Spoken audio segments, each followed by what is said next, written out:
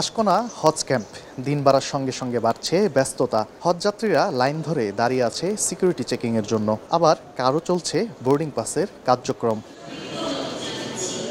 হজযাত্রার ষষ্ঠ দিনেও মুসল্লিদের হৃদয় কাশে ছিল প্রাপ্তির অনাবিল সুখ, চোখে মুখে যেন এক তৃপ্তির ছাপ। শেষ মুহূর্তে হজযাত্রীরা গুছিয়ে নিচ্ছেন নিজেদের মালামাল, কেউ বা বিদায় নিচ্ছেন প্রিয়জন থেকে। এখন শুধু অপেক্ষা হজ ফ্লাইটের। সবার চাওয়া একটাই, মুসলিম উম্মাহ এবং দেশবাসীর শান্তি কামনা। আর অনেক দিনে ইচ্ছা ছিল যে একটা পবিত্র হজটা পালন করি, আজ হয়তো ইচ্ছা পূরণ হতে যাইতেছে। এখন আল্লাহর রহমত সারা মুসলিমের বিশ্বের মুসলিম যেন শান্তিতে থাকতে পারে, এবং আমাদের যত গুনাহ করেছি গুনাহ যেন আল্লাহ তাআলা মাফ করে বিশ্বের সমস্ত মুসলমানদের জন্য দোয়া চামু, এই উদ্দেশ্যে আল্লাহর কাছে যাচ্ছি। সকলের শান্তি কামনা করতেছি।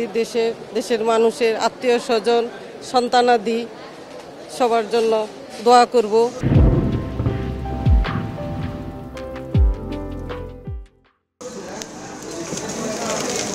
পবিত্র হজ পালনে এবছর ৮৫,০০০-এর বেশি নিবন্ধন করেছেন। আর এরই মধ্যে হজযাত্রার শেষ ফ্লাইট আগামী ১২ই জুন পর্যন্ত। তানভীর হাসান মেঘ, সময় সংবাদ, ঢাকা।